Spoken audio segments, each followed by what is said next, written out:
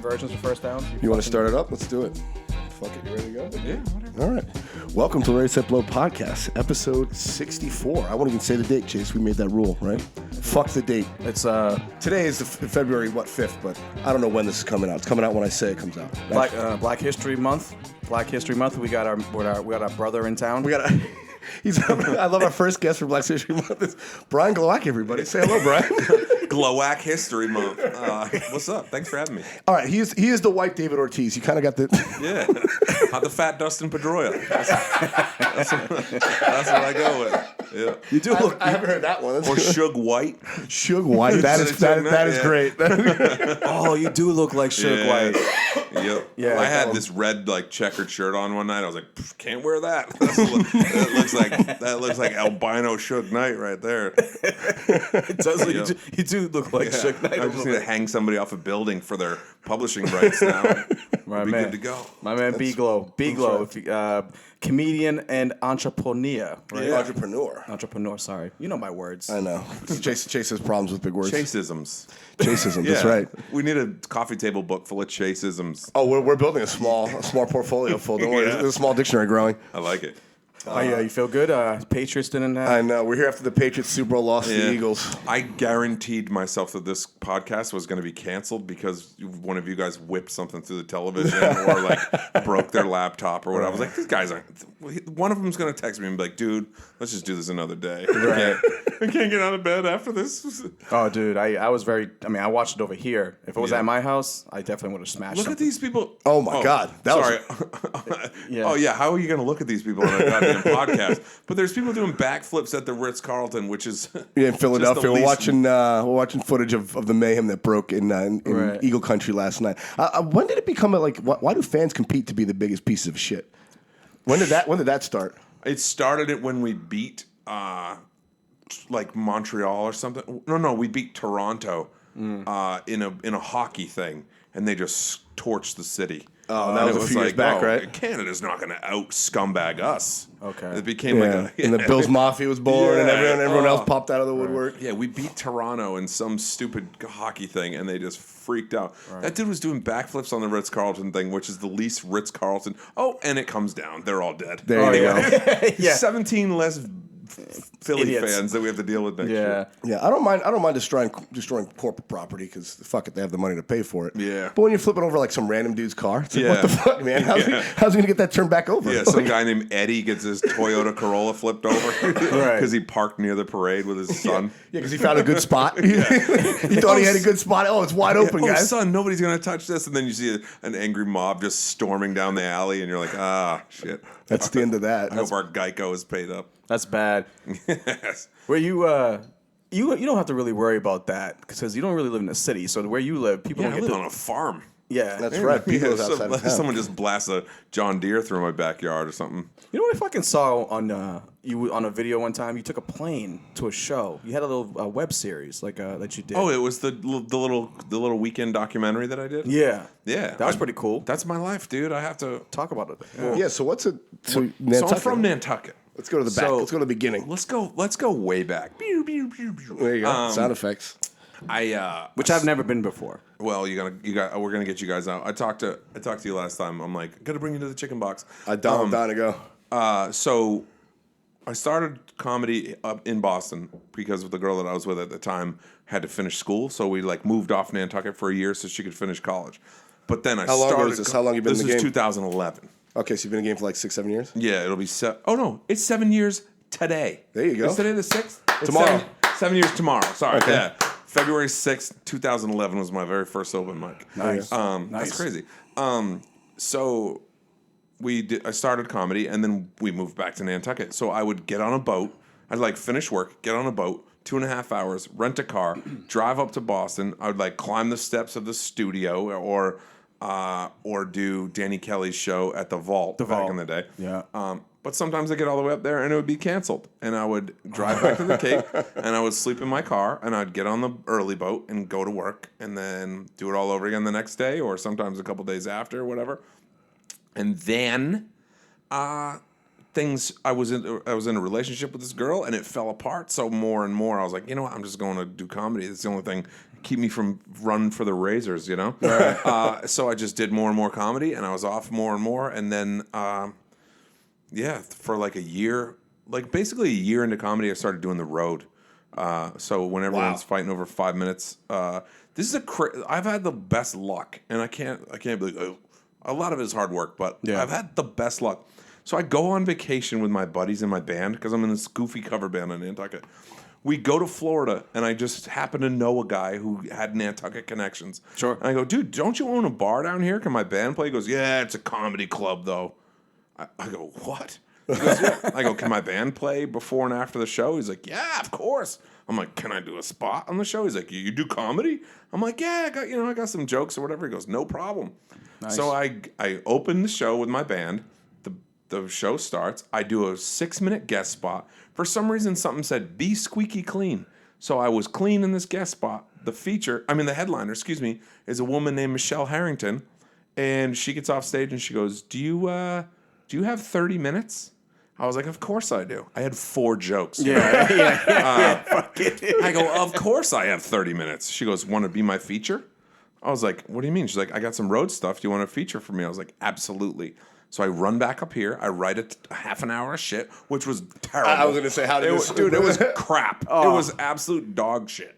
Jeez. And then I went to like Atlanta. I went to Florida to start doing a ton of Florida stuff with her. And then, so every night while everyone's up here fighting for 5 minutes, you're really getting work. I'm doing a half an hour every single night for 2 years straight. You know? That's lucky. Yeah. Oh man, that's lucky. So, or every night that I did comedy, I did a half an hour. I should say I wasn't working that kind of schedule then. Right. So then I would come back up here, and then I could host. Before I could even tell a joke, I could host. If you like threw me out and be like, "Oh, we're auctioning off a cow," I'd be like, "All right, let's go out." Hey, you're going out every night with 30 minutes and really no material. So you better be a good host. You learn to stretch. So that's what I did, and then so I'd come back up here and get host work, and it just kind of like built from there, fell into place. I never had to like grind it out. I just started working day one, and then I just never took my foot off the gas. Yeah, that's awesome, man. Yeah, that's good. Yeah, that's awesome. Fuck, you kind of represent. Where's my Mary Harrington? I gotta go find her. Yeah, for real. Yeah, sometimes it happens like that. You know, you get with somebody who just likes you, right? And they give you an opportunity to go on the road with them. And you see a lot of guys. What you do with it is up to you. I mean, obviously, there's that. I'm sure you got yourself to stay on the road. It wasn't like after 3 weeks, she was like, "This guy's fucking retarded." I'm one of those dudes. If you give me a pinky toe in the door, I'm kicking the door off the hinges. You know what I mean? That's just how. If someone like vouches for me, I'm gonna just do everything I can to murder. Right. But she also, when we're on the road, she'd be like, "Oh, what's your writing process?" I'm like, "Writing process? I got these 4 jokes, and then I talk to the crowd." And she's like, "No, like you don't know how to structure like." I'm like, "I know how to do a setup punch." She's like, "Yeah, but what about all the other kinds of jokes?" I'm like, "There's other kinds of jokes. Mm-hmm. What are you talking about?" Mm-hmm. So then I figured out how to write all different style act outs and facial expressions and all this stuff that I never knew. I didn't know. I just knew take my wife, please. Right. You know? How much of it it's more of naturally you, also a part of it too. Yeah, I feel like that's also a big thing, an advantage for you. I think you just naturally have those characteristics. You can make it, do that. I was like that. We talk about this all the time about finding your voice and all that shit. You know, where people are like, it takes 7 years to find your voice, and I'm like, no, it doesn't. That's bullshit. It takes that much time to get confident in your own shit. So that you're comfortable talking how you did before you even started comedy. You know what I mean? Okay. Because you start comedy and then you go, well, I got to be like Chappelle, or I got to be like Bill Burr, or I got to be whatever. And then you start getting affected, and then you tell jokes like the people that are around you, and then you're in it long enough to be like, nah, I can just tell this story like I would at the barbecue when I was in middle school. You know what I mean? Yeah. And then as soon as you get to that point, you're like, all right, now there's a place to write from because it's sincere. Okay. You know, it's genuine. Yeah.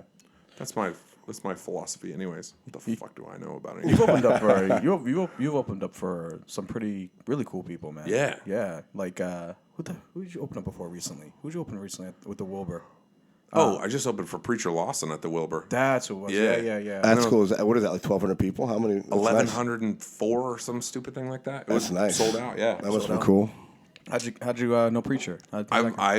So when I was going to Florida through Michelle, I got to hang out. I was hanging out in Orlando doing the open mic scene, and Preacher was like one of the dudes. He was like one of the top guys in Orlando, and just always a nice guy. I'd go to Florida, so I go like 2 times a year. I headline the Orlando Improv, and every time I go there, I'd be like, "Yo, Preacher, are you in town? Do you want to do a show?" He's like, "Hell yeah!" So he would do it, and it was funny when I was opening for him. People were like, "Do you always open for Preacher?" I'm like, "No, he used to open for me." And then he got famous, and he's just throwing some crumbs back my way, you know. That's comedy. Yeah, that's best. But those are. I've had some cool ones. Russell Peters was one of the cool ones because his fans. He sold out 5 shows in a row within like 2 seconds. Wow. Still a draw. Yeah, Huge. He's unreal. Yeah. Chris D'Elia. That was another fun one. D'Elia's a monster. He's like king of LA. Oh yeah, for sure. We had an opportunity to meet him in LA. Really? Yeah, we went to LA over the summer, and we did a comedy road type of like vacation, like fun type thing, and then we actually recorded an episode at the Comedy Store with Dean Del Rey. Oh, I saw that. Yeah, that was pretty cool. That might be one of the ones that I've heard. I've heard like I don't listen to a ton of people's podcasts, but I just listen to yours because I like you guys. And it's not because we asked you to be on, you didn't want to sound ignorant. No, it's like I was like, what are these guys even talking about? Right. Yeah. No, but most people's podcasts are kind of self-serving, and you guys always have cool guests. Like you had the Sam J one. Oh, that's the other one. Did I say that already? Yeah. You had Sam J on, and I'm like, whatever she's got to say, I'm listening to. She has it figured out. Right. Yeah. Speaking of voice, Sam J was one of those people that day one. Remember, she posted like a it was kind of her grind video, and she was Jokes very and dreams. new. Yes, she was very new, and I was like, this person's gonna be totally famous. Right. It's like from day one, she just had her voice already. Yeah, you could see the vulnerability in that video. Yeah. And like the grind. I haven't seen this video. I got to see it. The name of the video is Jokes and Dreams? Yeah, it's on YouTube. It was like a series, wasn't it? Didn't she do like a few of them? Yeah, she had a few of them. Yeah, it would show like her going on the road, like you know, down to Hartford and down to like these places where, because initially when she first started here, bro, a lot of people weren't really like feeling her like that. Really? Like, you know, like the upper people, like the people who've been doing comedy for a long time. Yeah, because they were scared shitless of her. Because day one, she's coming in swinging. I never understood that. Like, if somebody else is good, how does that make you bad? Right. Like, I never understood that. That's crabs in a bucket. Crabs in a bucket, yeah. One tries to climb out, the rest have got to pull him back down in. Yeah. I mean, it was evident from joke one that Sam J was just different. Right. She was just unique, and she did not give a fuck what anybody thought. Yeah, she didn't. She had something to say already. Mm-hmm. She wasn't doing the fucking airplane food shit that we all do to learn how to. You know, she came out like swinging about race and sexuality and all this other stuff, and you're like, oh, I guess I better burn my Prius bit tonight or whatever. She just fucking just did it, man, and she didn't give a fuck because like she's like, listen, I'm gonna come here, I'm gonna swing these jokes, I'm gonna run time, I'm gonna go over time, which is usually not the. That's a black people thing, though. We're they have a time dilution issue. They don't really. We run over time and we're late to things. You just don't get the concept of time. Yeah. The whole thing eludes you. It's not. It's not a purposeful thing. No, it's a blatant disregard for time. Yeah, it just doesn't. What does that mean? Yeah. You know? Well, the thing is, we're trying to make it up for the lost times that we were slaves. It's reparations. Yeah, it's reparations. So we didn't have that much time when we were slaves, so we're trying to like just make it up. You're just getting reparations one tick of a clock at a time. You know, if anything, if we can just get the time back, that's fine. Yeah, that's free. Yeah, you don't have to pay us. Yeah, all that time, 400 years of it, divided by however many black people on the planet that are late for shit. You guys should be caught up by now. Oh no, you're well caught up. Yeah, you're single-handedly returning the favor. But that's good though. Yeah, she's great. But she's one of those special people that just had it and she took it and ran. Yeah. You know, and she's a real person. Like, I've been plenty of situations where she's like just. I remember one time, man. She was at the Comedy Studio, right? And man, she would go in, she'd smoke weed, she'd fucking go up and do her shit, bang out. And people would come up to her and be like, "Hey, nice set, nice set, nice set." And this guy come up to her. I don't remember who the fuck he is now, but he goes, "Hey, it was a nice set."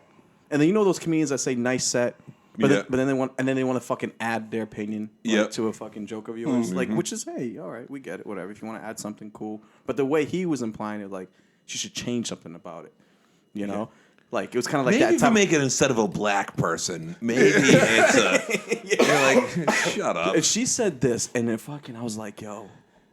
She goes, instead of saying like thank you, like to take like the high road on it a little bit, she was just like, bro, your opinion doesn't fucking matter. Yeah, and like, you'll never work in this town again. You're like, yeah, no, I won't. I'll be in L.A. in 3 weeks from now. Yeah, you're right. I won't be here. Man, fuck Sam J for being so talented. No, I'm just kidding. She's amazing. One of the things that I like about you, though. Jesus Christ. Yeah. One of the things I like about you, though, is that you're not afraid of the hustle. Yeah. You know what I mean? You can't be. No. The thing is, like, so many people are like afraid to post their shit or like be like, hey, I got something going on, because it's really just because you're afraid of that backlash of people going like, man, fuck Brian Glowacki, man, he's fucking, look at his dates. I'm just like, I never got into it for you. Like, I never got into it for other comics, and I also never got into it to be a Boston comic. As much as a lot of people, might shit on that or not like me even more for that, I never got in this to be a regional dude. I got in it to cheer up as many people as I possibly can before I'm done doing it, and like, I don't give a fuck what other people say. I'm obsessed with this art form, but I'm also obsessed with like the business of it. Like, I want to see how big I can take it on my own, because I'm not moving to New York and I'm not moving to LA. I want to build this thing. Is that right? Yeah, I'm never. Okay. You will never. And when you come to that decision, because that's always like people always listen, comedians and yeah, exactly. I came to that decision because I'm never been a dude to go stand in line anywhere. Let's say we want to go to the bar tonight, and there's a cover charge, and there's a line a mile long. 9 out of 10 people will wait in that line and just hope to get in. I'm finding a bouncer that I know or that I got some dirt on, the bartender or whatever. Yeah. I'm getting in. I'm not standing in line. And I just approach everything from my own way, which is like I'm already doing the thing. I'm already, like, it's not like I need that validation to like be like, well, I'm not in at the Comedy Store, so I'm not a comedian. And it's like, nah, dude, I put my blood, sweat, and tears into this just like anybody else. I want to build it like a punk band, I'd rather have a Stanhope following that can never be taken from me by corporate, well, you said this, so Staples isn't going to back you anymore. Gotcha. I'd rather have like that Stanhope thing where you just build it on your own and they come to see you because they want to come see you. You can live in Bisbee, Arizona, or wherever it is. Yeah, or Nantucket, Massachusetts. Yeah. Also, the LA isn't beating down Boston's door or any other city's door to find the next bald guy with gray in his beard and a cartoon on his T-shirt. You know what I mean? Like, they've heard from us. You know what I mean? You're represented? Yeah, LA and New York has heard from guys that look like me. But there's also 200-something million people in this country that do need to be cheered up and do need to laugh, that aren't. What am I going to go to LA and audition to be some henchman in a Russian spy to be the next King of Queens? Yeah, that's not what I'm after. It's just as important to the fans that you also like you make. Or, I think it's also as you have those real core fans, the new fans will grow. You know what I mean? So you gain a new fans at the same time. Because if you have the same fans, well, I guess how you look at it. That what's that 1,000 rule? That 1,000 rule thing? Not 1,000 rule, Randy. What's the rule? 10,000 hours? 10,000. Well, 10,000 hours, but it's more the fans. 1,000 fans. What's that? Oh yeah, there was that saying back. Was like. It was like Patrice. Yeah, Patrice was saying like even if he had like 1 million fans across, if he does comedy club that's 300 seats and 300 people in them, one person likes him. If you get 300, one person in a room with 300, right? If he does that across the country, like 300 million people, it means he has 1 million fans. Right, if 1 million fans are spending $10 a year on him. He's making $10 million a year. Oh my God! Yeah. I need to see this direct quote. That is genius. But there's something to that effect. Yeah, that's so smart. It's like you don't need everyone to like you. You just need you just need enough people to like you to spend. And not that I wouldn't take the thing if it was like if an opportunity presented itself where there was like, yo, you got to be in LA for for like 3 months or 6 months or even a year. I'm just not going to go out there and like. You're not just going to park out there and hope like, oh, I'm going to get a manager, I'm going to get an agent, and I'm going to get. I opened for enough people with Yank in LA that if they wanted me out there, they'd be like, "Yo, get out here." You know what I mean? I have plenty of friends that I've opened for and worked with. Chris D'Elia was like, "Dude, if you come to LA, I got you. I'm gonna hook you up." Yeah. So I'm like, "Dude, yes." So I go to LA and I call him. I'm like, "I'm here. Where's my deal?" You know what I mean? Where's my Bentley? Where's my agent? And he's like, "Oh, you moved out?" I'm like, "No. I'm just here for a couple weeks." He's like, "I can't do shit for you in 2 weeks." Yeah. I was like, "Oh."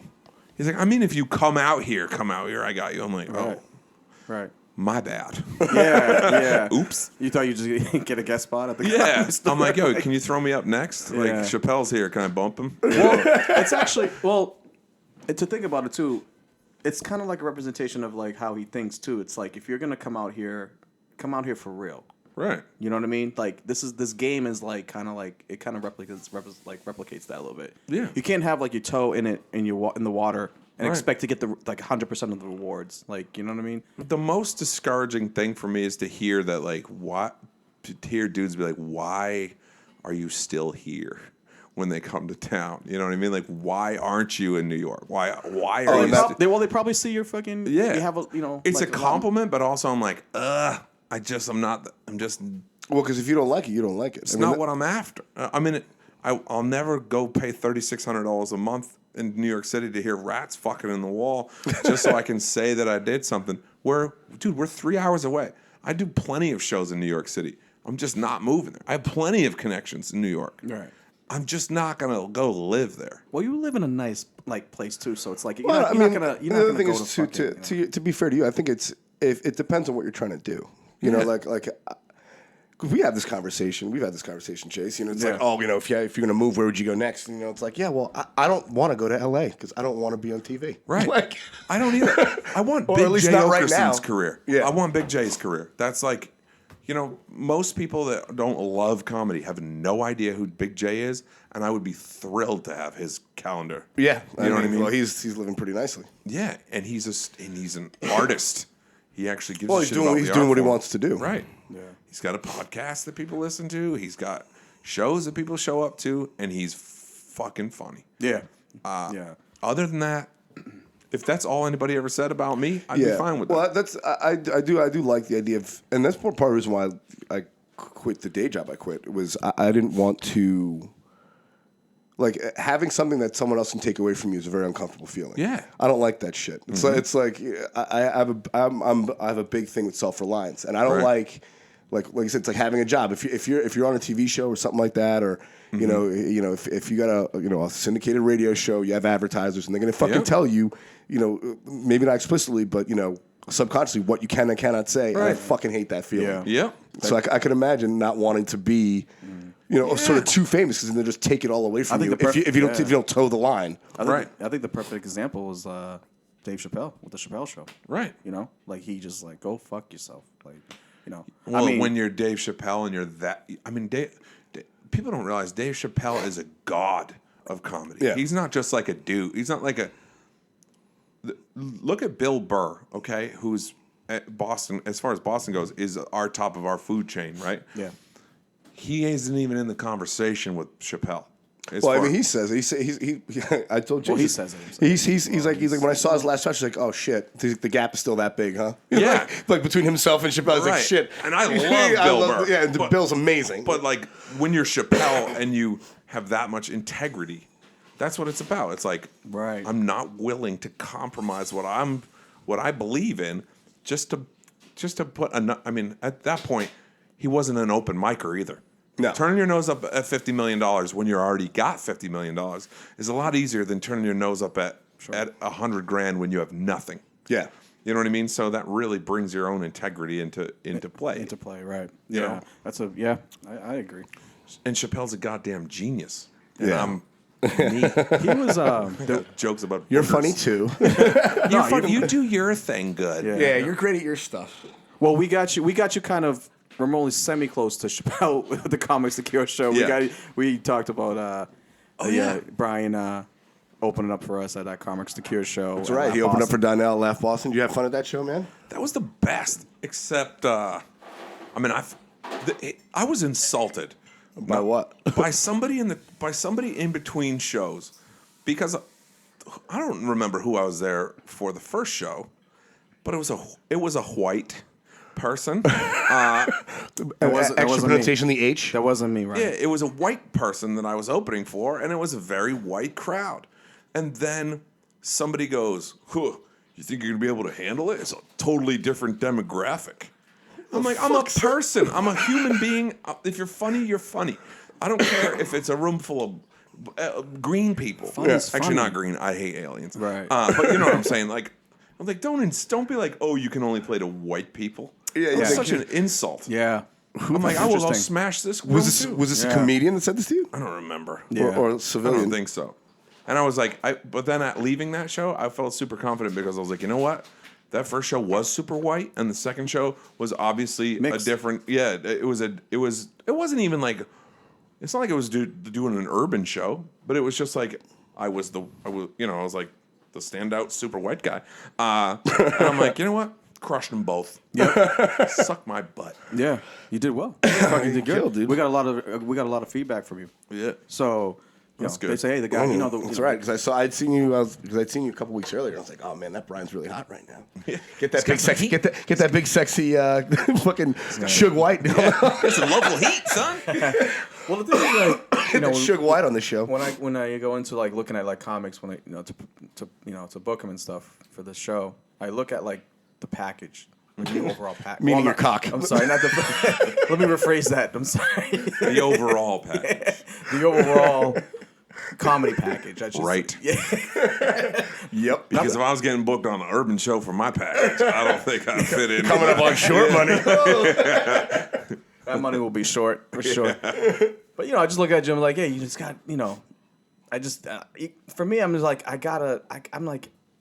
There's a feeling to it, I go based off feel. I'm not really mathematical when it comes to comedy. I know a lot of comics are, and they're very calculated, and they're like, how many jokes he's getting per minute, fucking, this and that. I'm like, I go based off feel. Right. Comedy for me is a lot of it. Stand up is like, how you feeling, how you giving the feel to the crowd, how they feeling towards your back, and then when you go up, I'm like, okay, the feeling is great. Yeah. You know what I mean? So. I don't know. That's how it's not really the mathematics to how I look at things, but well, that's the thing is like, I view it as an exchange. Like, not to get super philosophical, but people are always like, I got to get up because I got to get got to get something from the crowd, and I'm always like I've had a hard day. I need to get up and get some laughs, and it's like no, that's not what I'm here for. Okay. I'm here for them. Like. Dude, this homeless crazy person in Florida, I was doing a gig. I was feeling really good about myself because I'm a road middle thinking I'm somebody. You know what I mean? And my fucking dream right now. Don't shit on it. I see this. I know. I see this bum. I mean, I'm not allowed to say bum. Whatever. He was a bum. Yeah, he was a homeless, crazy psychopath. We're all over 30. I'm over 30. I assume you're over 30. You can say bum. He was a bum. He's a fucking bum. He was a bum, but he was playing piano. And they have pianos. Wait, hold on, fuck. Where'd you get a piano? On the sidewalk. They put pianos in Florida. Yeah. So bums can have something to do with their idle hands. Okay. So this dude is playing his ass off, singing, playing, or whatever. And I'm like, dude, that's so good. And he just out of nowhere goes, like, gives you the wisdom only a bum could. He goes, this gift is not mine. It's there. He goes, it's theirs. Points out at everybody who's just walking up the street. It's theirs. I'm just the vessel that delivers it. And I was like, God damn. I'm like, that is genius. This gift is not ours. It's theirs. It's the people that need the laugh. Yeah. They own it. We're just delivering it to them. And I know that's super hippie and philosophical, and it did come from a bum. But I really believe that now. Yeah, but I don't disagree with it. But it does feel good getting the laugh. It does, but it shouldn't be the. Oh, I mean, it's not. I'm not up there to make up for my shitty day. Like, they got to give me something. There's comics that do that shit, and I'm like, dude, get out, quit. Yeah, that's if you horrible. need that, go back home and tell your mother you need a hug. Well, yeah, for real. Chase just. But I think you have something tear. to say. I do like comics who have like a point. Yeah, but the point of view that we were talking about earlier, particularly with Sam. Yeah. Having having something to say, but trying to do it and getting the laugh is the fucking magic. You know, like yeah. Well, there's some comics that are. I mean, I'm not one of those dudes that you're gonna leave my show and be like, oh my god, I learned so much tonight. No, and I don't think any like, comedy show should be all about that. Like, Yeah. that should be a small part of any comedy show. right. And I'm like, when you leave my show, you're like, oh my god, that was fun, and I probably shouldn't have had those last couple beers. Yeah. That's like that's the extent of the enlightenment you're getting from me. Is like, you know what? Next time, But we're they're gonna have less laughing. beer. I mean, they have to laugh. I just freed them from their like Will Yeah. Smith or whoever says it. Free them from their concern. Oh no, that's Jim Carrey. Okay. Yeah. He's a quotable guy. He's been giving out a lot these days. He's a psycho. Well, when you said free them, it brought me back to Glory with Denzel Washington. Oh man, it's just all Black History Month. We're gonna have to hear this all week. All month. All month. We gotta get a month. We could have a month. You know. Stack those It is always two fucked by up. two. An ox, a camel, and a kangaroo. Yep. There you Remember go. that shit? I remember that. Packed them in that ox so tight, I didn't get no sleep that night. Oh my Lord, Lord, Lord, Lord. How did you know that song? How do you know that? I don't know. It's just there's Because rattles around in my brain. He's the white Suge Knight. Yeah, He's White showing Suge that. White Suge White knows it. Suge White knows your pain, brother. That's actually the hymn was fucking. That's Yeah. I'm surprised, man. I don't know. I He watched brought that a too. tear to chase his eyes. Yeah, I did. Like that one tear that Denzel has. oh, yeah, That's one of the most the pride powerful. tear? Yeah, when he's and he's just. Not even moving, just taking it. He's he won an Oscar for that. He did. Yeah. Yes, he did. Well deserved. Did Morgan Freeman take any hardware home for that one? Oh. I know he did for Shawshank Redemption. Yeah, I think he won Best Actor or Best Supporting Actor for Shawshank. Yeah, but that Shawshank ain't glory. Yeah. No, but Shawshank is Matthew good. Broderick had to be a badass on that one, and then the dude I forgot from about Princess Matthew Bride Broderick. Yeah. was the other one. He actually killed somebody in Ireland. The actor? Matthew Broderick in a car accident. Really? In Ireland, yeah. Oh, well, what's her name? I Killed think the I'm guy with a mistaken. fucking car. could be Caitlyn wrong. Jenner. Right before she got her sex change, and that just fell off. Oh yeah, that who's just the got comic that talks about that you all you have to do to avoid a murder charge is just just change sexes. Yeah, Who the fuck is that? it's somebody big. It's not like a low. But I heard that was an article I read that she got off on a manslaughter charge. Oh yeah. It's fucking Well, crazy. when you're on Wheaties, dude, you can get away with shit. Yeah. Well, I think my favorite joke about her was the how she won Woman of the Year, and she was only a woman for like 7 months. It's like, so it takes a good man to be a woman. It's like, I think it was like I want to say like a Bill Maher joke or something like that. Oh my god. He's like, because it takes a man to be a woman. It's fucked up. Complaints can be sent to Reset Blow Podcast. RSP Podcast at gmail.com. rspodcast@gmail.com. Send your Not my joke. send your love. But it was funny. We're just delivering. Yeah, I'm just a vessel. I'm, like you were saying. I'm just the vessel that delivers other people's jokes.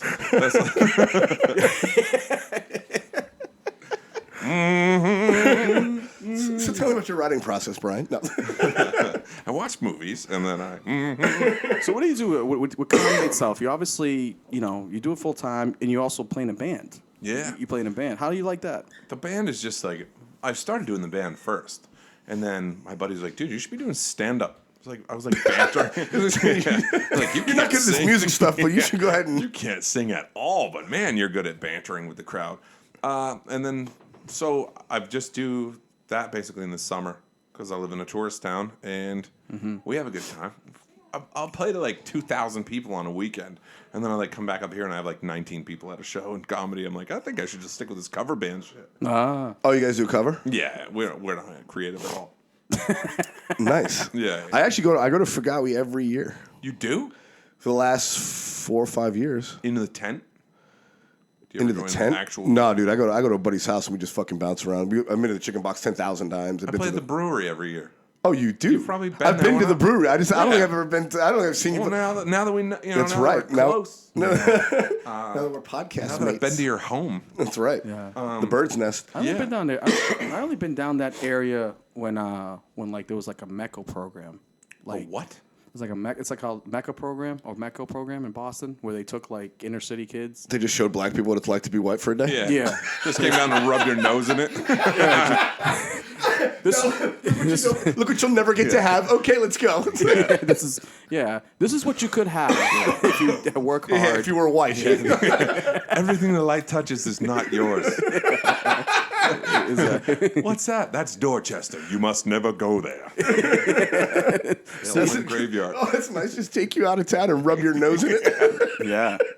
But it was good. It's just I don't know. It's I want to go. It seems like a place that just a lot of white women. Yeah, Chase is a thing for white ladies. Of course. I have a thing for ladies. Yeah. But, I live in fucking Boston. What the fuck I know. Your options are white ladies. Or Asian ladies. Or Asian ladies, that's right. So what's next for BGlow? What do you have this year that you want to... You have a goals, like these resolution shit that people have? I have one. What's that? What's that? See something ancient.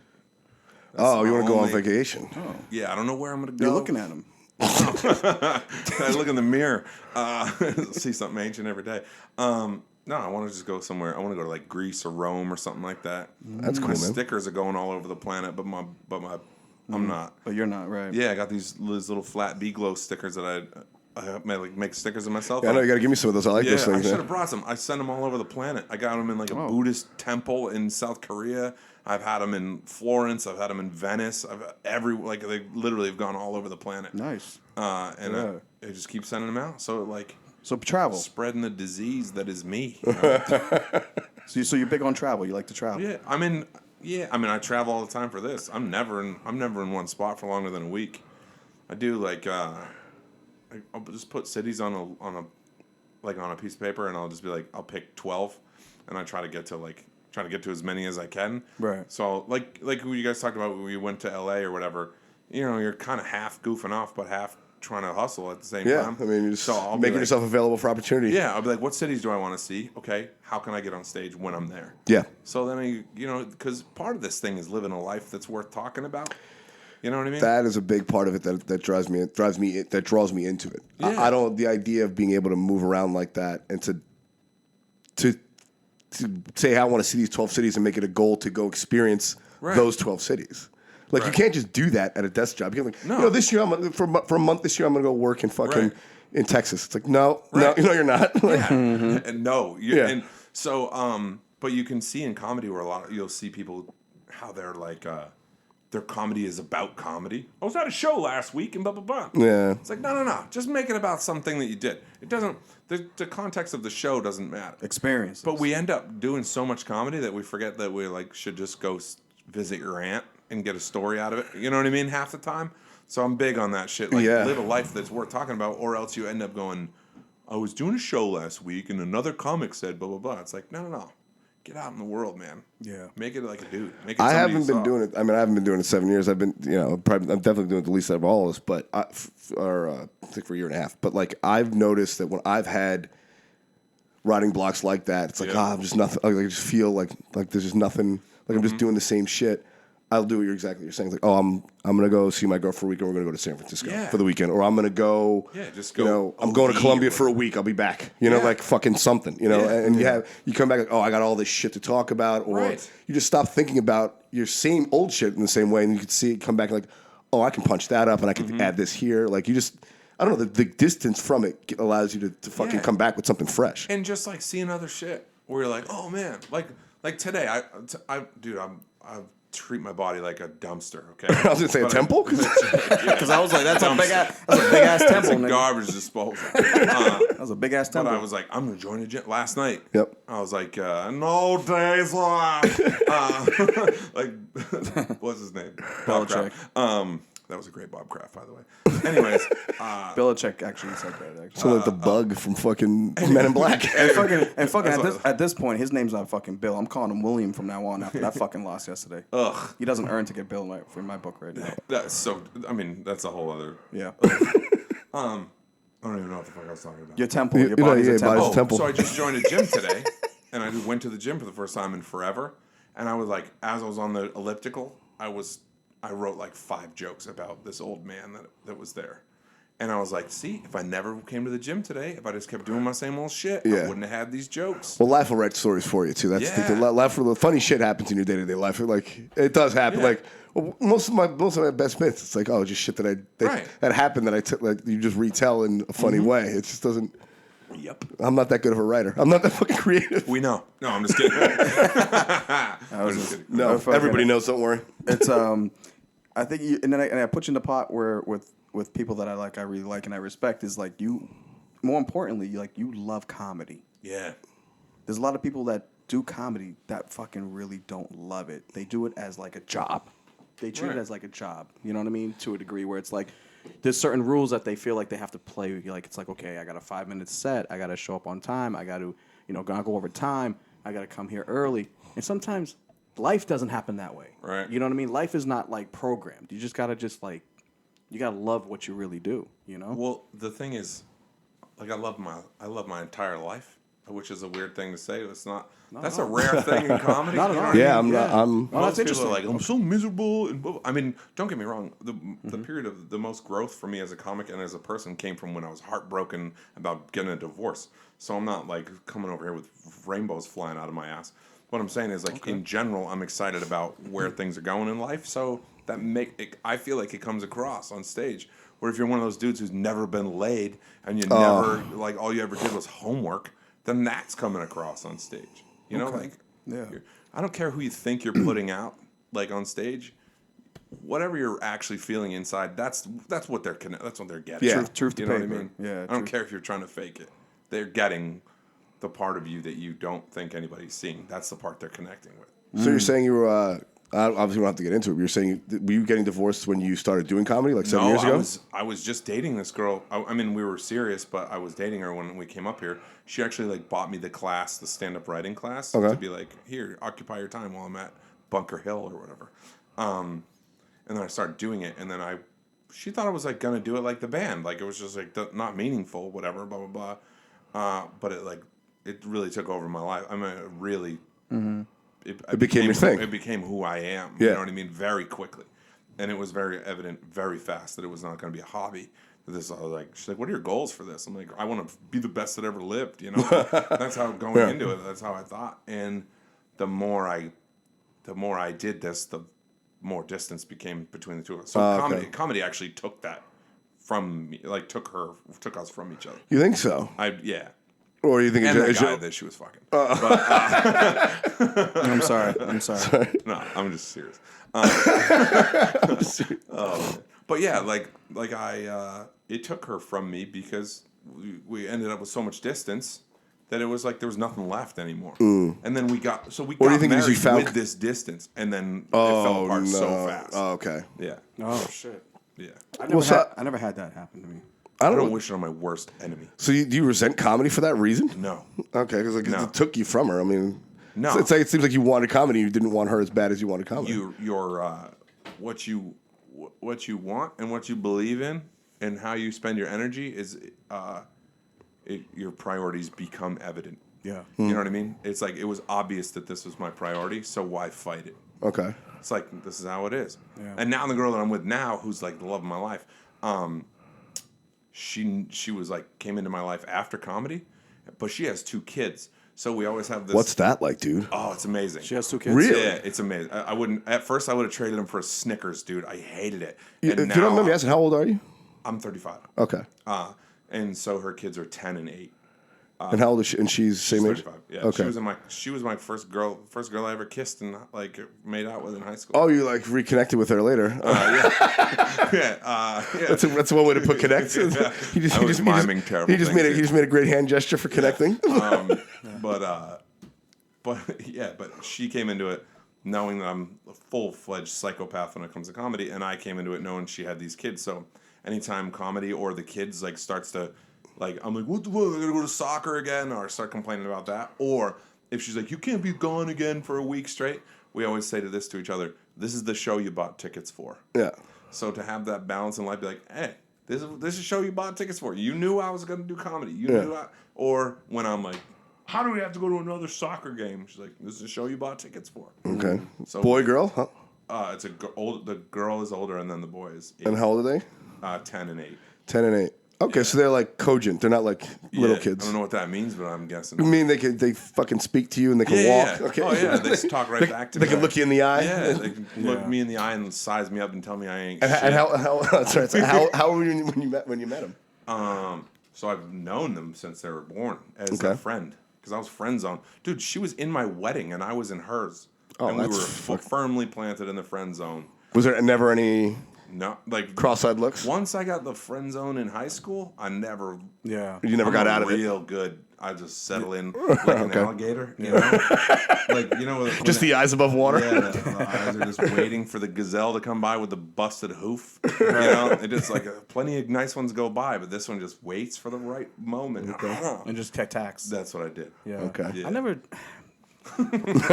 Waited till she was divorced. There was no, and so actually her ex-husband and I get along really well. Like we're gonna coach Little League together and stuff, which is gonna be ridiculous. And how is it like?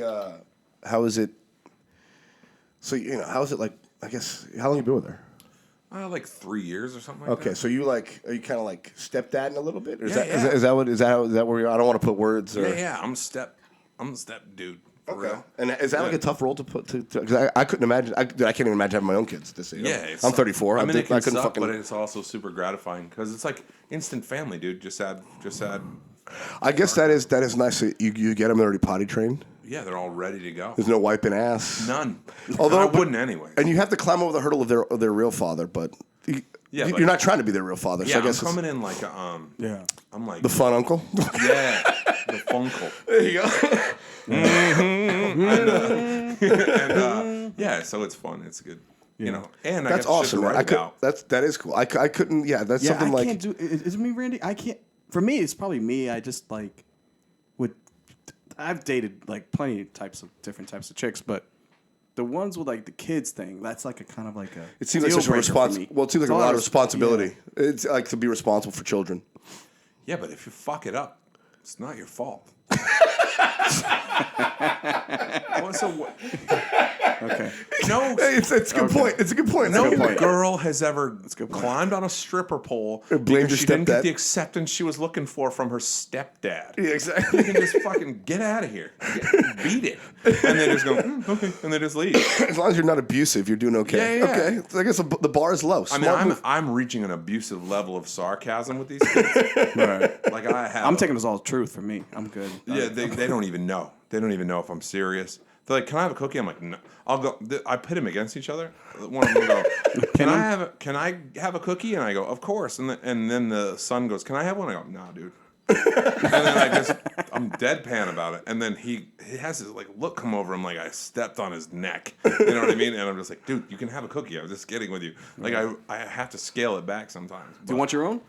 Yeah, I want one at least. I want to have one of my own. I can see you definitely as a good father. Yeah, you got a good vibe, man. Yeah, I gotta like have my kid inherit the earth. You know, you know, like, the Glowacki kingdom. Yeah, the flat BGlow kingdom. Heir to the he's gonna be heir to the throne of Nantucket. You know. Yeah, give this kid the. What was it like growing up out there, man? It was amazing. Really? What else, Randy? It's fucking. No, dude. No. There's no blacks. No, I'm just. This ain't fucking. This is kidding. There's great, no blacks. Perfect timing. What else is it gonna be? It's not Brooklyn, dude. What the fuck? It's Nantucket. Yeah, there was no. It was 1955 every year. Randy's like, oh, so how does it growing up in Nantucket?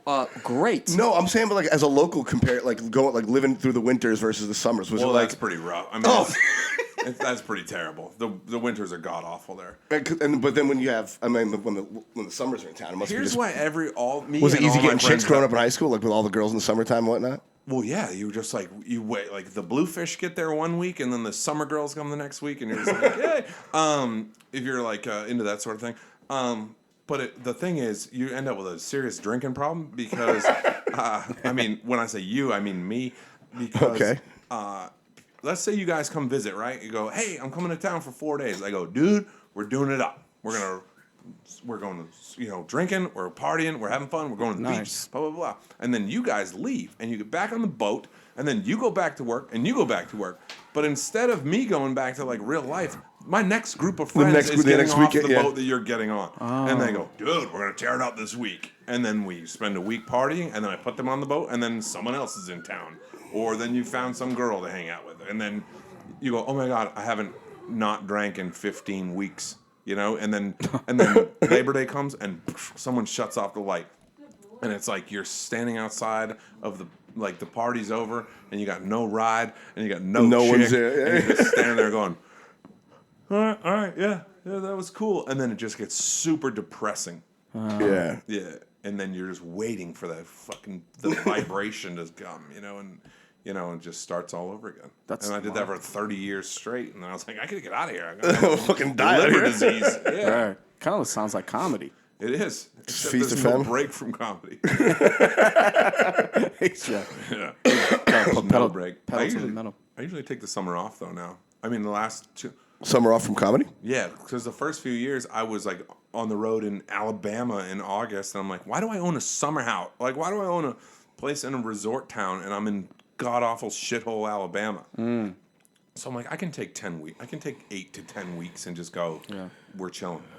Well, I mean, like, yeah, as long as it's not like hurt, like it's not. As long as you're missing any gigs that are gonna build your career. No gigs that are worth a shit in Boston or this area of the world in the summer, anyways. Comedy sucks. Oh, August is the worst for comedy. It's fun in Florida because this is what I tell a lot of Boston people. If you are interested in doing the road, is do it in the summer in Florida because everybody wants to come out in the summertime because they want the AC cranked at the place that they're hanging out at, so they can give their own AC a break, or maybe they don't even have AC at home. So Florida comedy in the summertime is amazing. Okay, I didn't think But about all that. of us go, comedy ends. It's like it's not comedy season up here.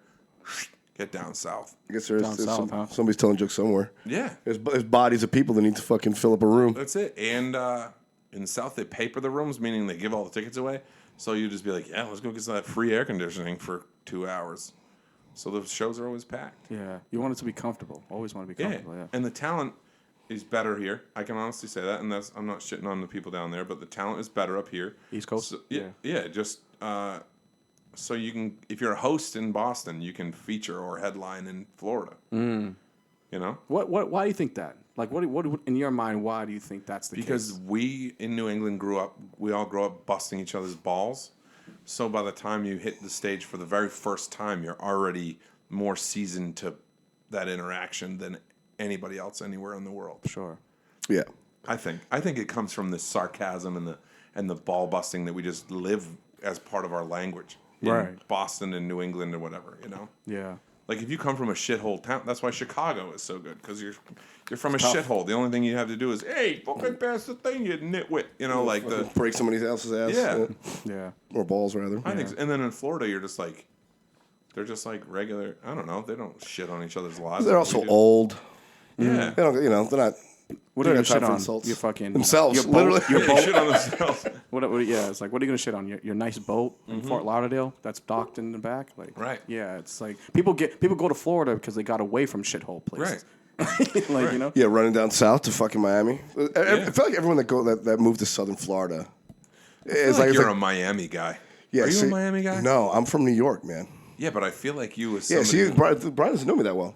Yeah, I feel like you're just boots, boots, boots, Yeah, boots no. on the back of a boat, nose bleeding, just.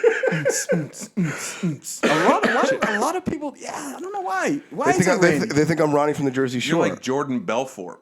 Or whatever, Wolf of Wall Street. No, he's far from. He man. hates that shit. I'm so I'm from New York City, Okay. Queens. I'm not Italian. Everyone thinks I'm Italian. My father's from Dominican Republic. My mom is Irish. Oh, wow. Basically. Yeah. I can't imagine the fights they had. Oh my god, that Latina just whip his ass, and if he's Irish, he was probably hammered. Oh, it was the other way around. She was. Oh. See, good thing. If it was the other way around, you'd be in deep shit. Dude. Yeah. Well, it spread to him. Yeah.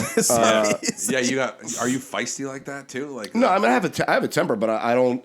Chase knows I don't like to get violent because Yeah. violence is not the answer. You've been around. You look like somebody that could handle yourself. In a I know, fight, but though. but I'm saying if you've been in violent situations, you don't. It's not comfortable to do that. I try to grow the fuck up. That's like me. I'm a lover, not a fighter, but I'll crack your teeth. I know, but I'm I know, man, but I'm getting too old for this shit. I'm 34 years old. I'm trying to fucking. Every now and again, you got to jump out in traffic at somebody and make them go, "Oh my god, that guy's insane," and then just get back in your car. Yeah, no, I lose he's my great temper. at scaring people. I lose my temper a lot. Yeah. That's too much. It's still too much.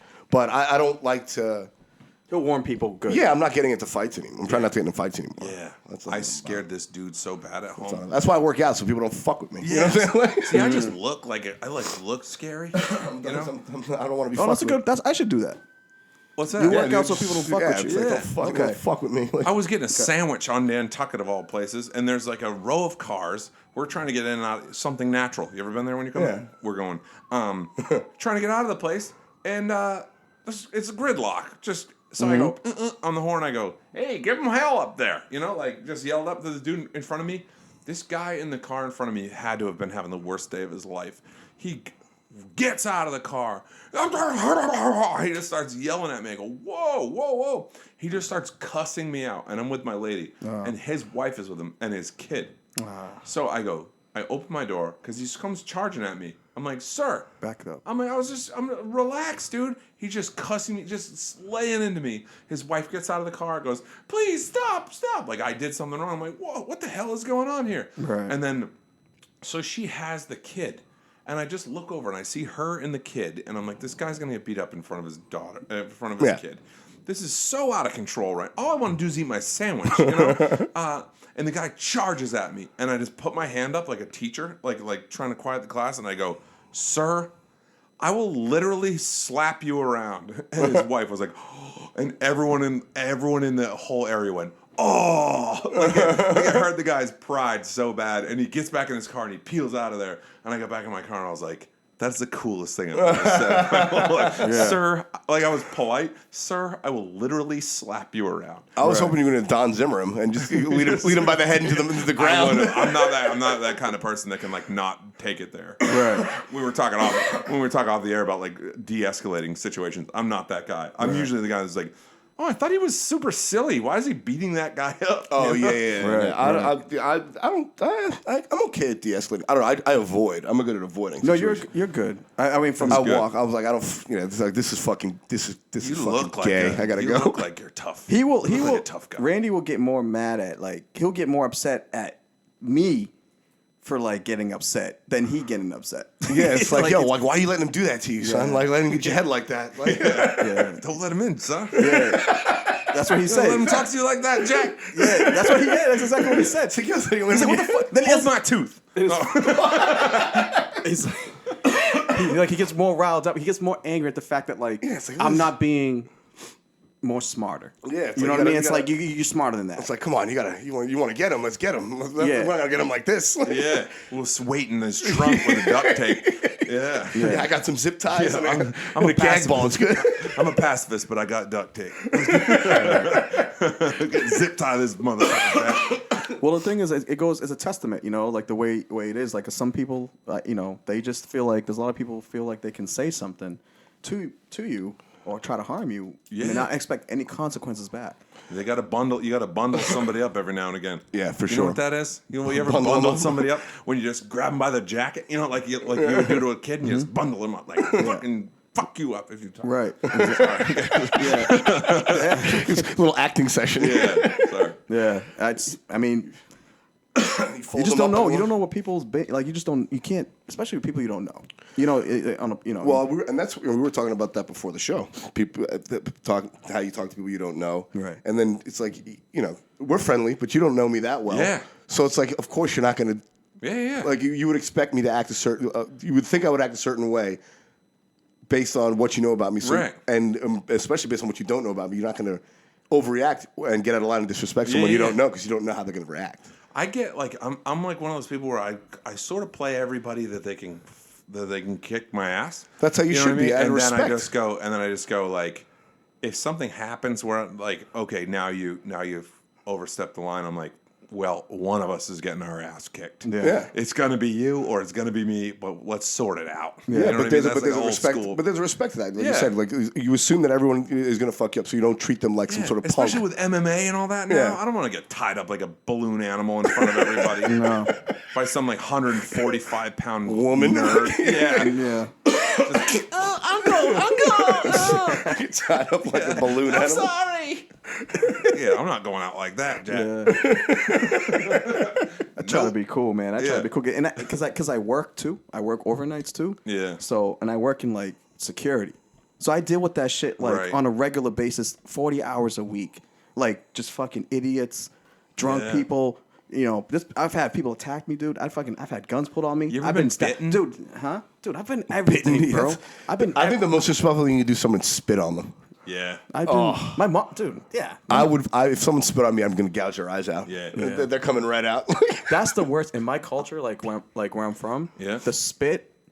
Forget about the smack. The spit is the most Yes, I couldn't. craziest disrespect. Like, I'd rather it's the someone highest- smack me than spit on me. Yeah. Oh, my mom used to do that shit. Like when Your she would mom get would mad. spit at you? Oh, dude, my That shit was crazy. a mom loogie, a fucking Newport loogie. Virginia Slim 200. Oh. Just it's a orange juice. it's an because you know Virginia Slims and orange juice. I told you. And a coffee. Yeah, and a coffee. yo man, A Sanka. it's the ultimate. I knew when she did that. I got her really upset. Son, She'd hawk a loogie at you? Yeah, this That is the most gangster shit I've ever heard a mother do, son. I'd rather have my mom beat my ass in front of my friends. She did that after she spat at me. She She got you wet for that beating. She held you down and like let the loogie dangle over your face like a bully, like an older brother loogie. And then when you were crying, she beat your ass. Dude, I got fucked. That's what I'm saying. Like, I'm not afraid of like, oh, she fucked me up, son. Y'all are laughing, but that shit hurts. Fuck both of y'all. You can't bruise a man's pride who's had a loogie hawked on him by his own mother. You think you're gonna hurt my feelings? You think I'm tougher than you know. That's what I'm trying to tell you. Son. I'm saying, son. You know what I'm saying, son. Anyone can get it, son. you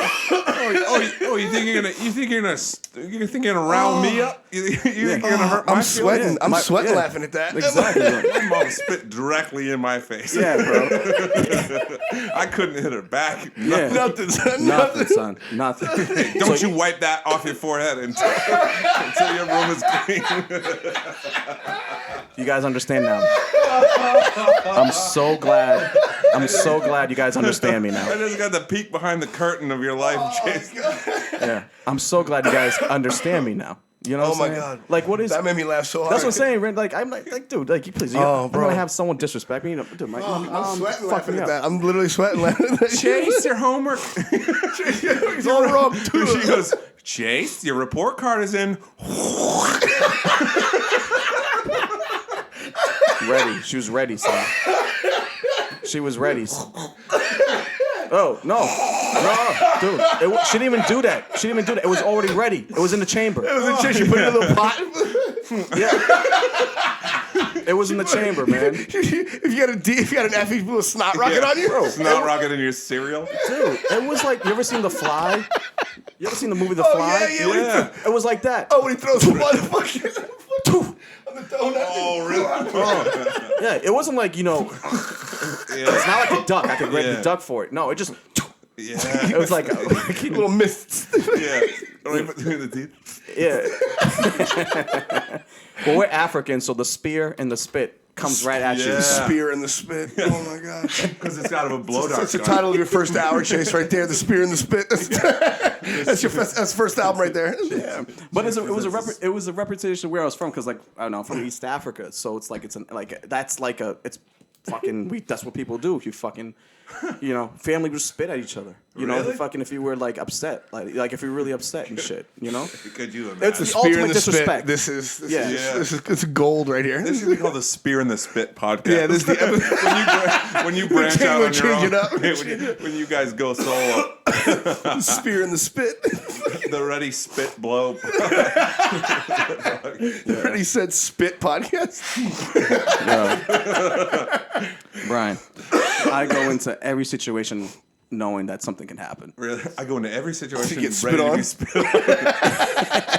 So, That shit is but that's gangster. like, imagine another man like spit. Come on, that's like our Oh, smack. for another man. Well, Yeah, yeah. I I'd spit rather on- have a man smack me than spit on me. I spit in a dude's face once. Oh, shit. You're What probably happened? really Nothing. upset, right? Oh, yeah. Right. He did nothing. Who was this loser? He was Well, just so some you're- dude from my hometown, and he walked by me with a girl that I was like seeing at the time, and he like smirked at me. I was like, "Oh, you're real too." I got him like right between the eyes. Actually, I think I spit in his mouth. Oh my God. I would be so grossed out. And dude, he just was like, he like punched a wall and broke his wrist, and didn't.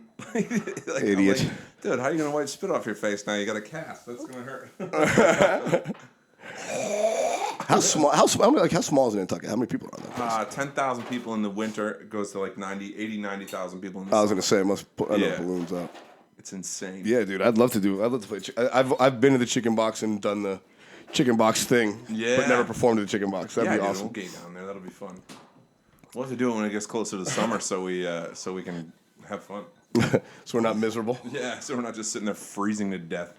Oh I God. had a good show last week. Had Mike Pettit. Do you know who that is? He's an impressionist. He's so I funny. don't know. I don't think I know Mike. And then I had Jim Poopy I know Jim and Papa, Maddie Brown. Matty P. Brown. Matty Brown, the Brown, babyface Brown. I call him babyface Brown. He's a cute young man.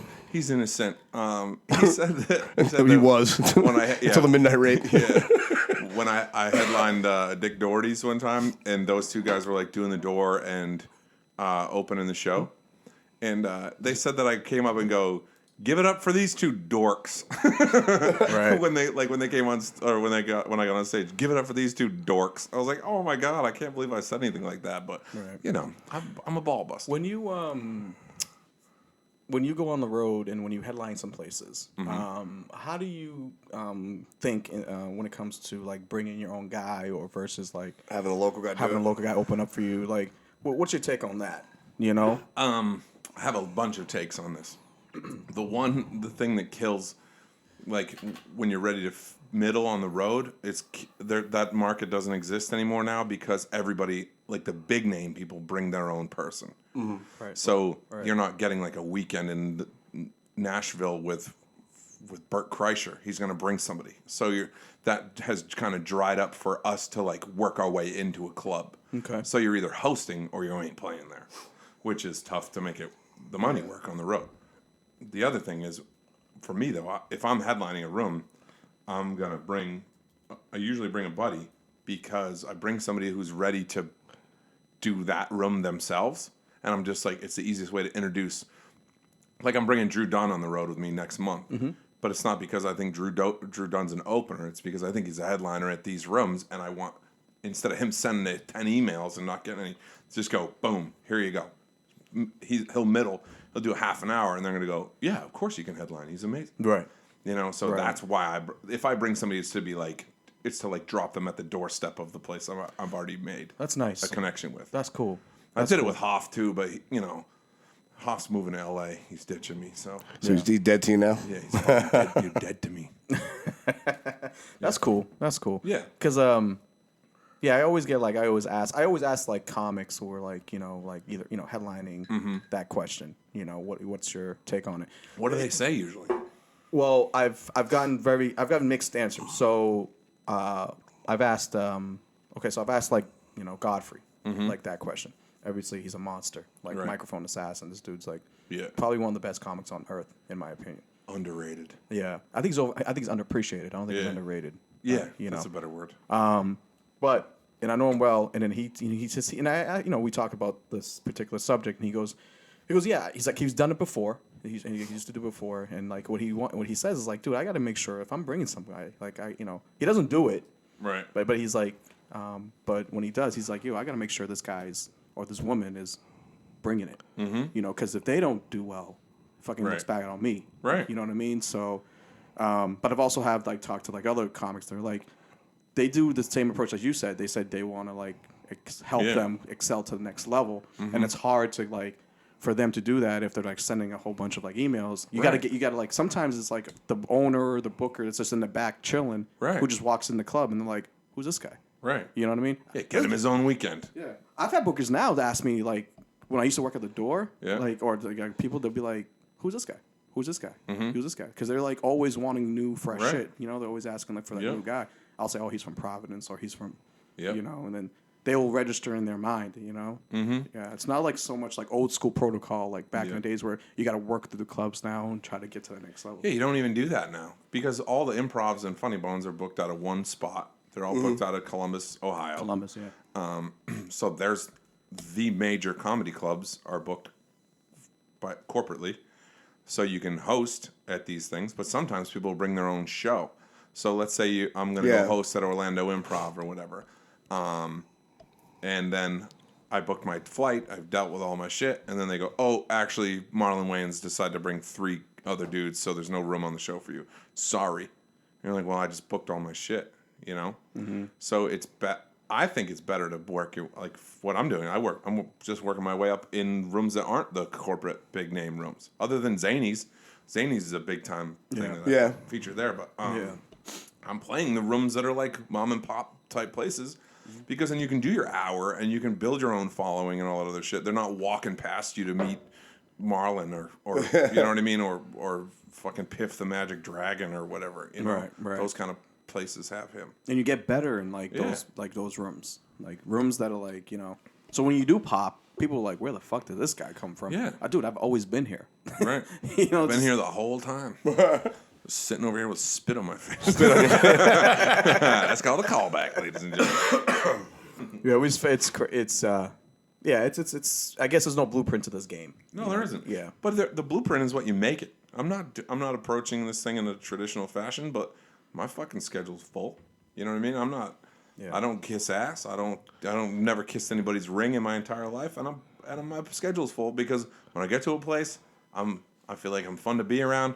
I feel like my act is where it should be for how long I've been doing comedy, and I don't get in the fucking way of the people that are like serving drinks and stuff. That's like one of the biggest things to get booked back somewhere is just stay the fuck out of the path of the waitresses. Because some being a pain in the ass to the staff. At the end of every weekend at a comedy club, the manager's going to go, "What'd you think?" And the staff's going to go, "Fucking Chase was standing in the way the whole time. That guy's a pain in the ass."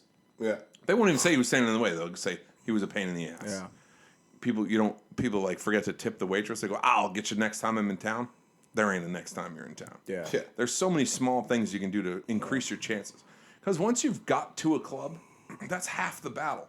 Because most of this game is being rejected from emails or not having emails returned, right? Right. So you get into a club and you did a good job. You had a decent, even if you had a decent set, if you over tip the waiter or the waitress in the green room, and you stay the fuck out of everyone's way, and you didn't ask to bring in a friend, can I get my girlfriend a seat? You just buy your ticket for your lady, whatever.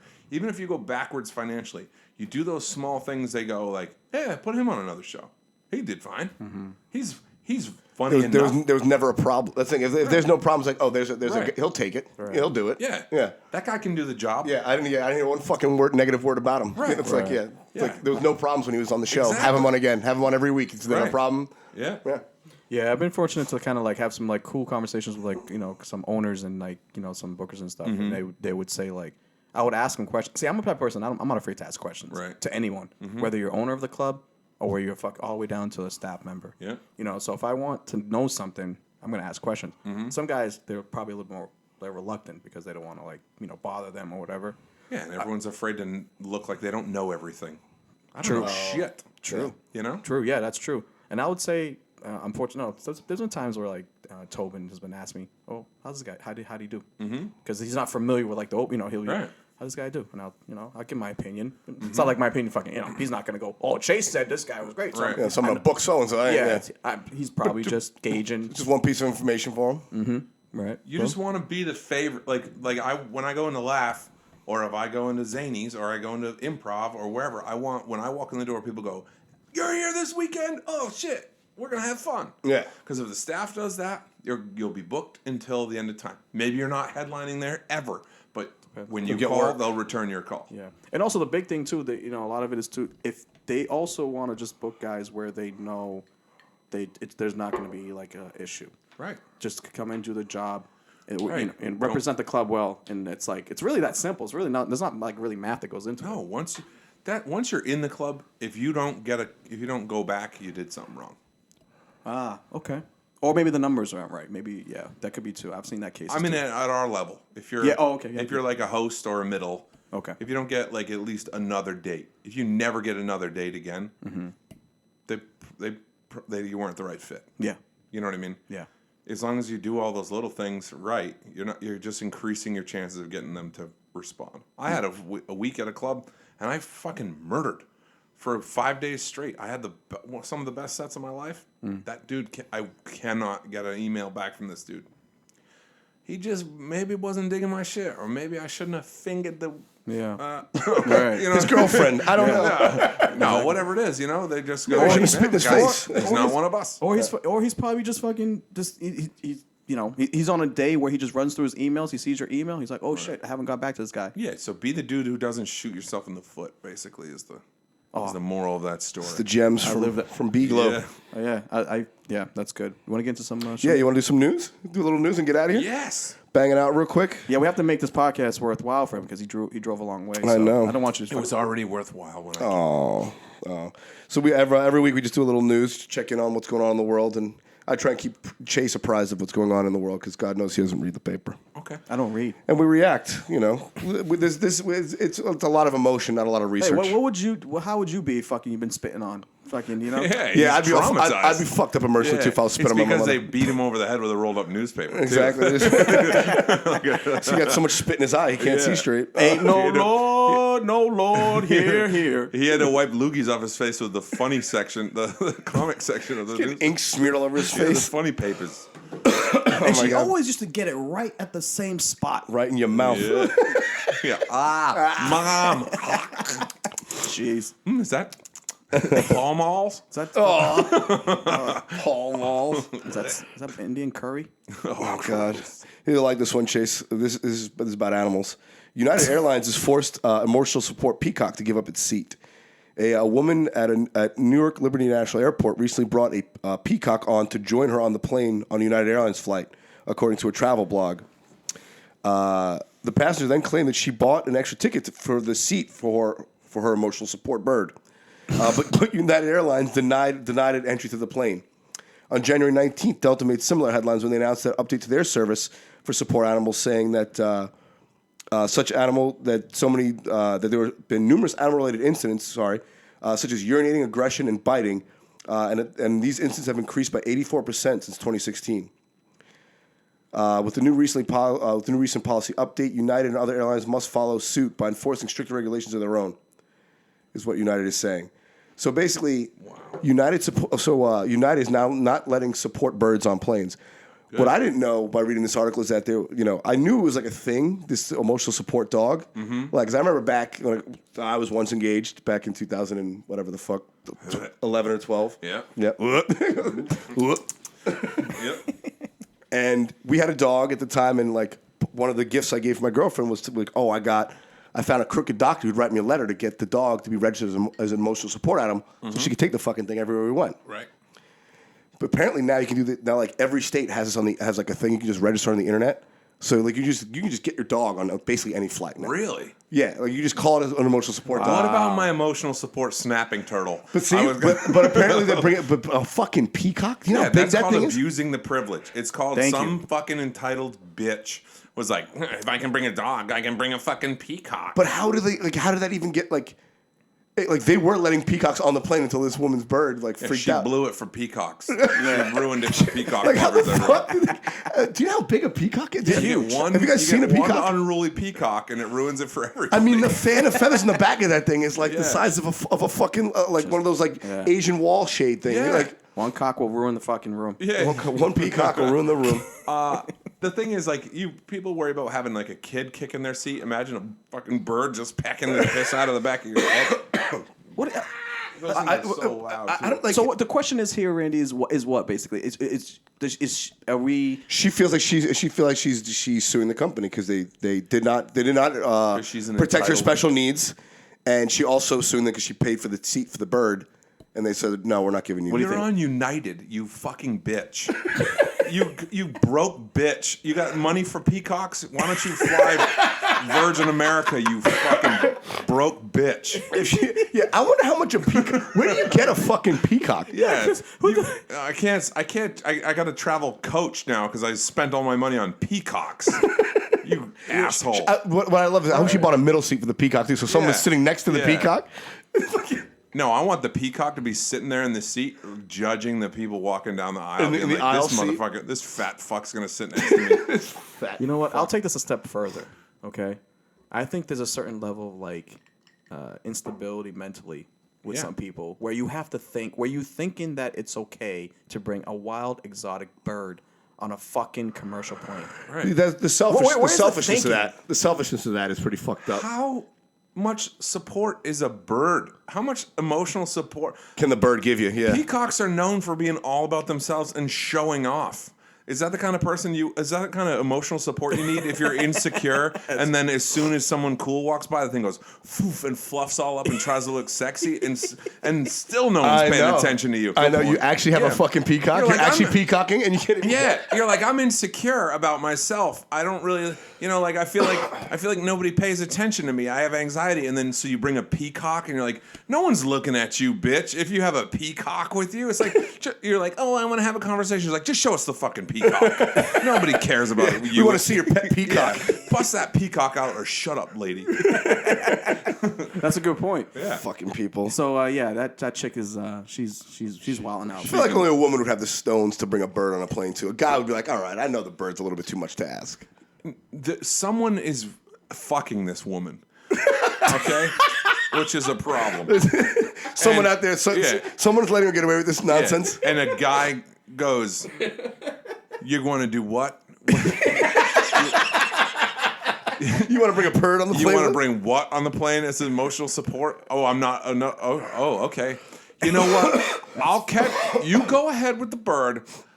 I'll drive with the kids. Yeah. You know? And she's like, I'll meet you down there with the kids. Yeah. She was on the phone to one of her girlfriends going like, can you believe he's not going to even fly with us? I bring a bird, and that's enough. That's a problem. If that's a big enough problem, he's not going to stick around for you, girl. That's the kind of shit. Oh, sorry, I'm getting carried away with this goddamn. These people need to die slow and painful.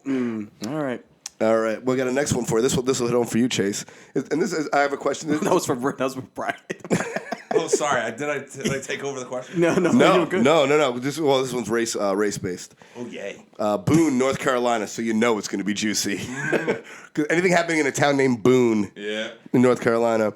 So it says a white men's college tennis player has been suspended after a black opponent tweeted that his on-court rival told him, "quote At least I know my dad" during their weekend match.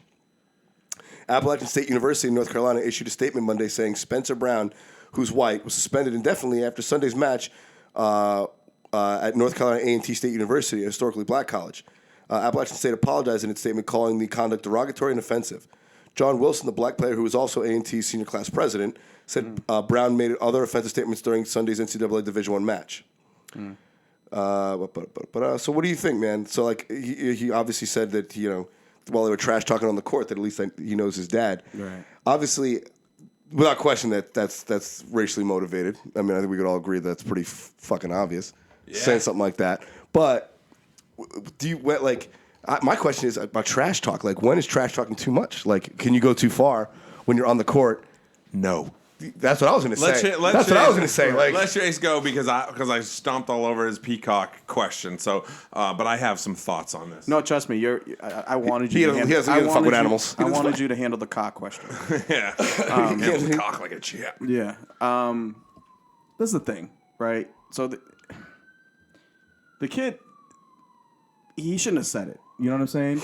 Because at face value, it's obviously people are gonna look at it as like a racial thing. You know what I mean? Because they think it is. Yeah, I think the kid just said something stupid, and he could have said something more creative, and and a little bit more, maybe relative to what they're fucking doing. You know what I mean? But Now the question is, you know, but we're saying, I mean, to me, I have to say this from an honest answer. I'm an honest. I'm sure point. you took a lot of shit on. Yeah, because I played sports. I played at collegiate level. I played like my brother plays fucking like. No one can say anything to me that's gonna hurt my fucking feelings. Me personally, Right. You know what I mean? I know how to fucking snap back. You know what I mean? Mm-hmm. So for me, I would be like, all right, well, fucking, Spencer, you whatever. I'd fucking His name is Spencer. Of course, his name is Spencer. Of course, he's saying something like, "At least I know my dad."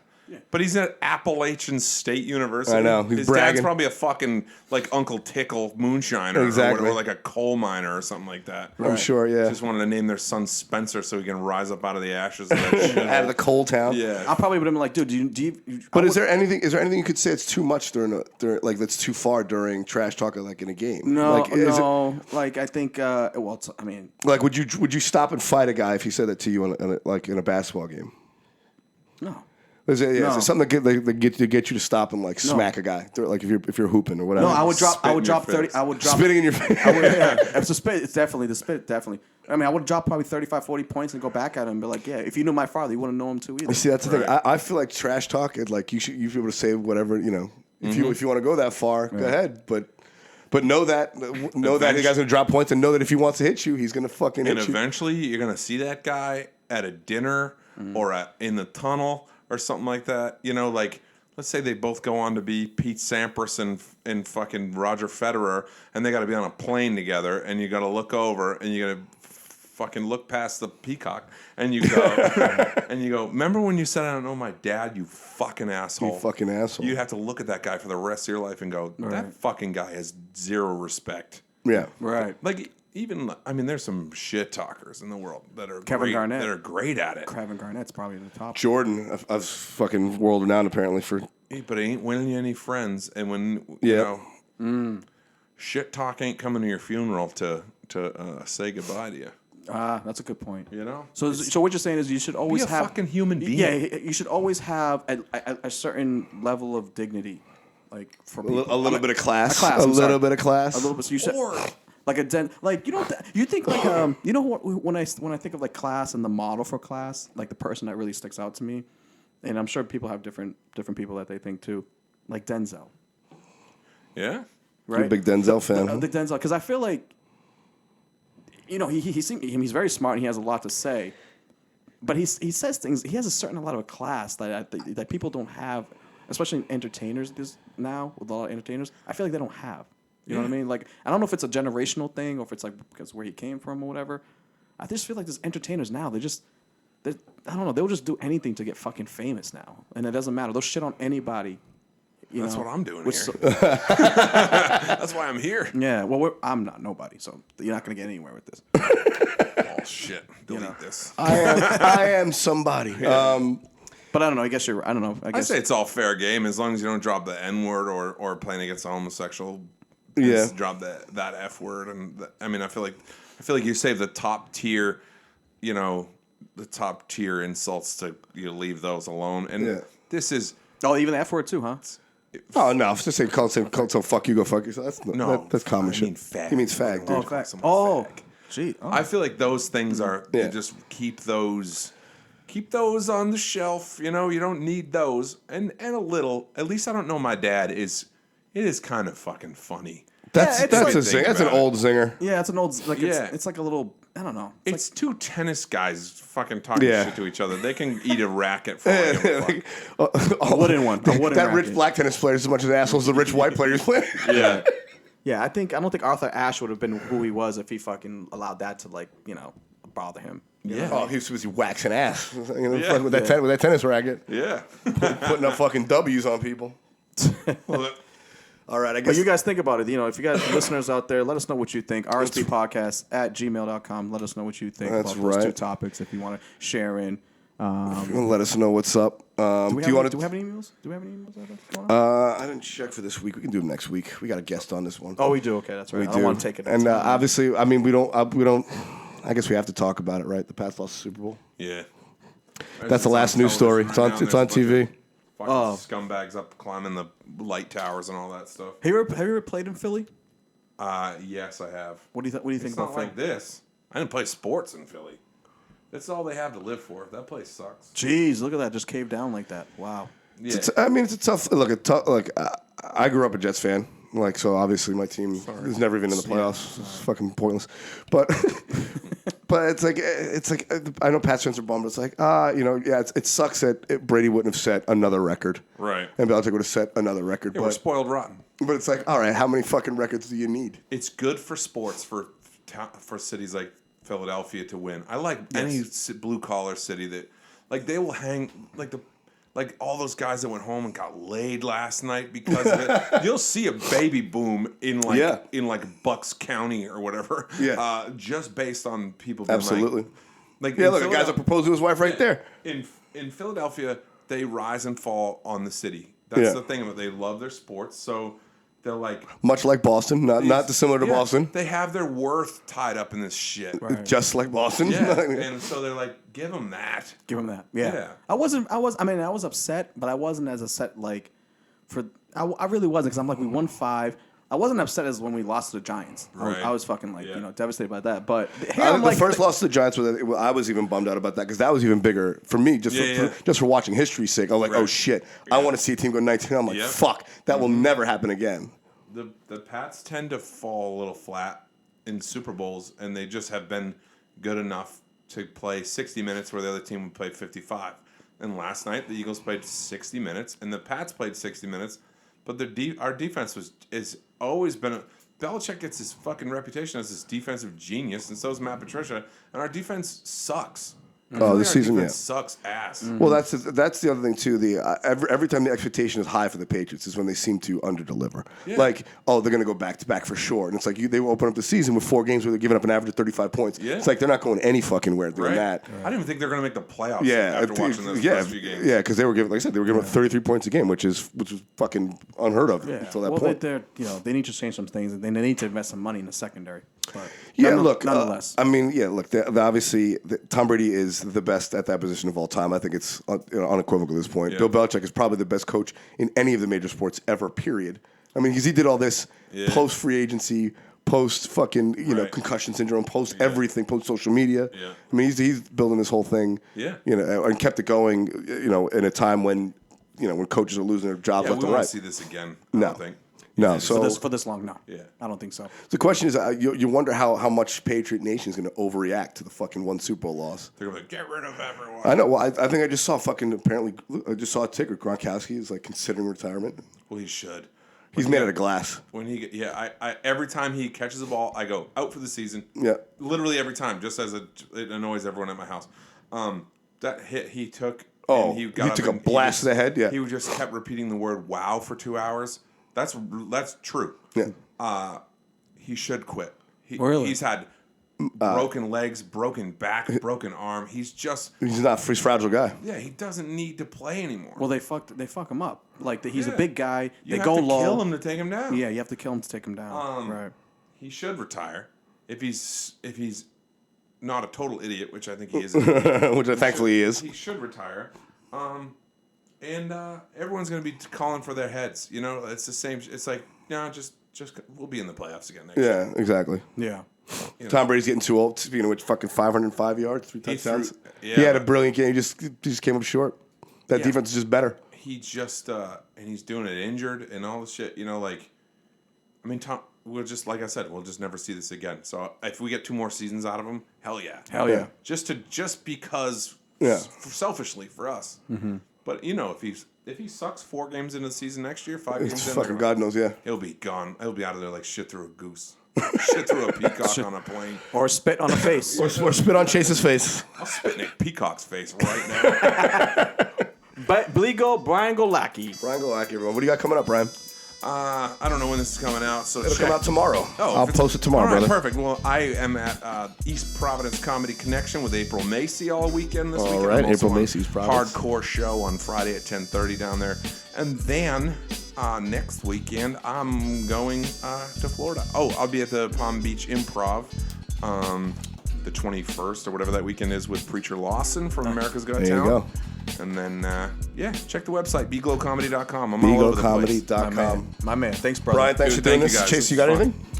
No. Actually, I get no. Well, probably. Let me check my thing real quick. I just. Got That's right. Well, while you're doing that, I got Redbones tomorrow night, and I got Limelight on Wednesday night, folks. Sweet. Wednesday the 8th or the 7th, and then tomorrow night the 6th at Redbones. No, I just got dates, but it's in April. Never mind. And Chase has dates, but they're later on. Yeah. All right, that's it for this episode, guys. Thank you, Brian. This is great. Thank you. Go check him out. That's Chase, Brian, and I'm Randy V. Peace. Peace.